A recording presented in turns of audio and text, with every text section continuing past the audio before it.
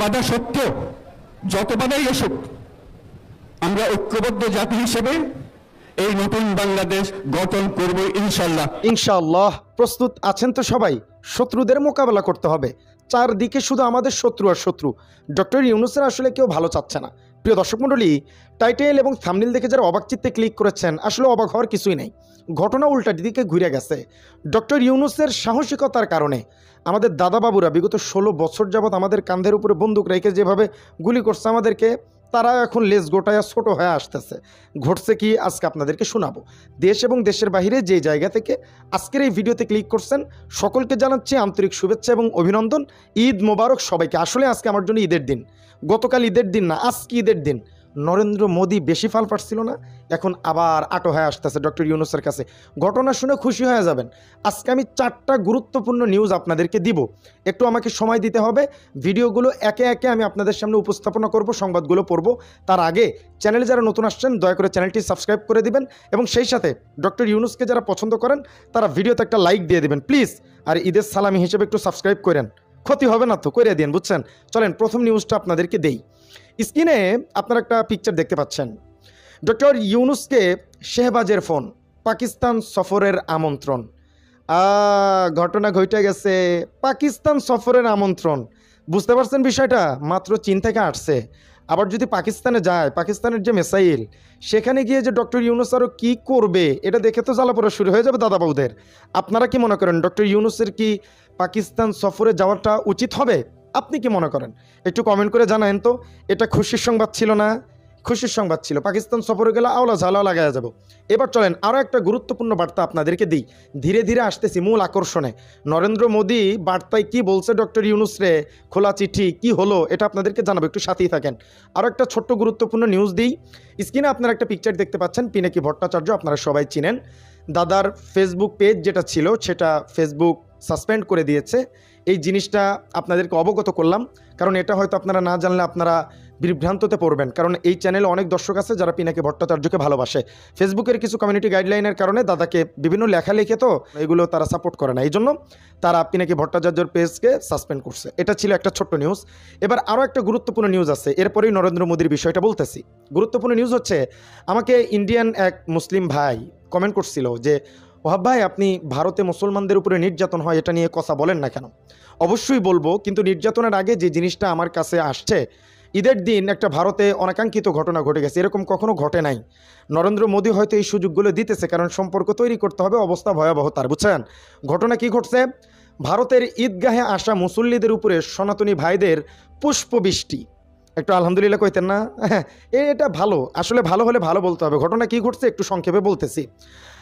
সোমবার 31শে মার্চ সকালে রাজস্থানের জয়পুরের দিল্লি রোডে অবস্থিত ঈদগাহ মাঠে হাজার হাজার মুসলমানরা ঈদের নামাজ পড়ার জন্য একত্রিত হয়েছে।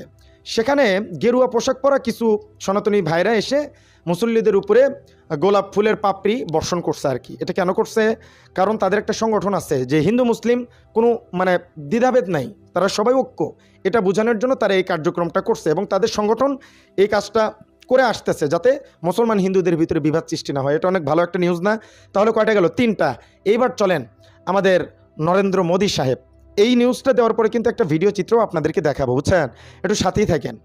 এবার চলেন নরেন্দ্র মোদী বাবু ধীরে ধীরে গোটায় আসতেছে। স্ক্রিনে আপনারা একটা পিকচার দেখতে পাচ্ছেন, ইংরেজিতে লেখা আর কি। আমি তো ইংরেজি পারি না, আমি বাংলাতে আপনাদেরকে পড়ে শোনাবো যদি সাথে থাকেন।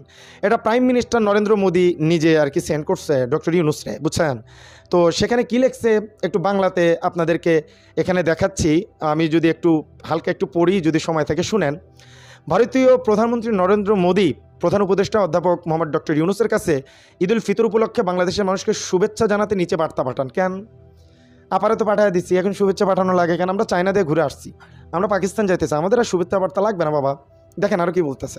পবিত্র রমজান মাস ঘনিয়ে এসেছে, আমি এই মুহূর্তে আপনাকে বাংলাদেশের মানুষকে ঈদ উল ফিতরের আনন্দময় শুভেচ্ছা জানাচ্ছি। পবিত্র মাসে 200 মিলিয়ন ভারতীয় ইসলামী বিশ্বাসী ভারতীয় তাদের ভাই বোনদের সাথে রোজা ও প্রার্থনায় পবিত্র সময় কাটাতে যোগদান করেছেন। তার শেষের কথাটা একটু পরে, আমাদের দেশের মধ্যে বন্ধুত্বের বন্ধন আরও দৃঢ় হোক, মহামান্য আমার সর্বোচ্চ বিবেচনার আশ্বাস গ্রহণ করুন নরেন্দ্র মোদীজি। এটা কেটা বলছে? এই পর্যন্ত যারা দেখছেন এখন নিউজ শেষ, আপনারা চাইলে চলে যেতে পারেন। আমি ভিডিও দেখাতে চাইছিলাম, ভিডিও দেখাবো না, আমার 2-2.5 মিনিট আমার একটু কথা আছে আপনাদের সাথে। এই যে সম্পর্ক বৃদ্ধি করতে চাইতেছে, আপনি কি মনে করতেছেন যে কম ঠেলায় পড়া নরেন্দ্র মোদী এই কাজ করতেছে? না, ঠেলার নাম বাবাজি।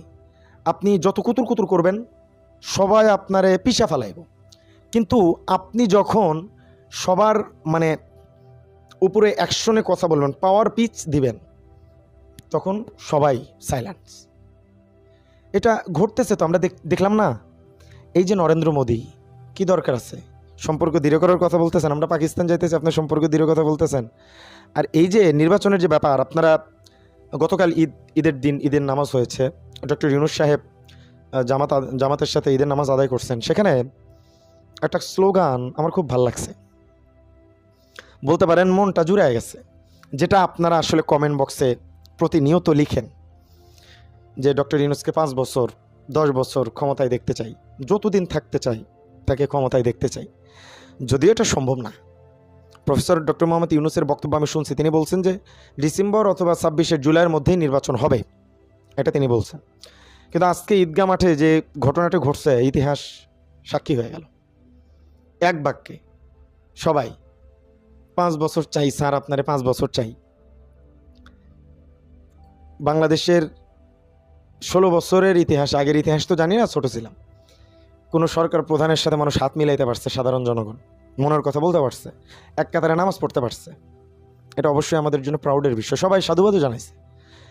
অনেকে এই পর্যন্ত ভিডিও দেখেন, আমার আবুল তাবুল কথাও শুনেন, তারা প্রকৃতপক্ষে আমার ভালোবাসেন, এটা আমি বিশ্বাস করি।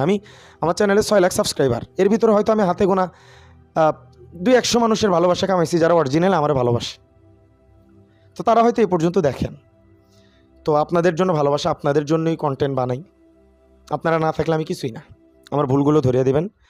আর ডক্টর ইউনূস, আপনারা যে বলেন 10 বছর 5 বছর ক্ষমতায় থাকে, এটা আসলে সম্ভব না। বড়জোর আপনি 1-1.5 বছর 2 বছর চাইতে পারেন, সেটা হলেও হতে পারে, কিন্তু 5-10 বছর এটা সম্ভব বাংলাদেশে? তাও কোশ্চিন কালেও সম্ভব না। তো এই চিন্তা ভাবনা যারা আসলে আমরা লালন করতেছি, এগুলো আসলে না, দোয়া করা যে আল্লাহ পাক রব্বুল আলামিন বিএনপি নেতাকর্মীদের মন নরম করে দেখ। ডক্টর ইউনূস, আমি একটা জিনিস বুঝি না, আসলে সমস্যাটা যেটা হয়েছে বিএনপি নেতাকর্মীদের কন্ট্রোল করা যাইতেছে না, এটাই, তাছাড়া কোনো সমস্যা নেই।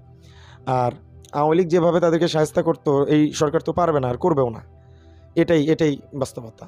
আর এদিকে বিএনপি আপনার ভালোবাসা হারাবে, এই জন্য ডক্টর ইউনূসকে সময় দেওয়া যাচ্ছে না আর কি, বুঝছেন? তাছাড়া আর কিছু না। ডক্টর ইউনূস কাঠামোগত উন্নয়ন সব কিছু সংস্কার করে দিয়ে গেলে, অর্থনীতির চাকা সচল করে দিলে তো বিএনপিরই ভালো, তারা বসে বসে খাবে, কোনো টেনশন হবে না। কিন্তু তারপরেও তারা মানতে নারাজ, এটা বুঝতে হবে। তো যাই হোক, বসে থেকে ভিডিও করতেছি, গলাও ভেঙে গেছে, প্রচণ্ড ব্যথা করতেছে, তারপরেও কথা বলতেছি। দোয়া করবেন আমার জন্য। ঈদ মোবারক সবাইকে, ভালো থাকবেন, সুস্থ থাকবেন। আসসালামু আলাইকুম রহমতুল্লাহি ওয়া বারাকাতুহু।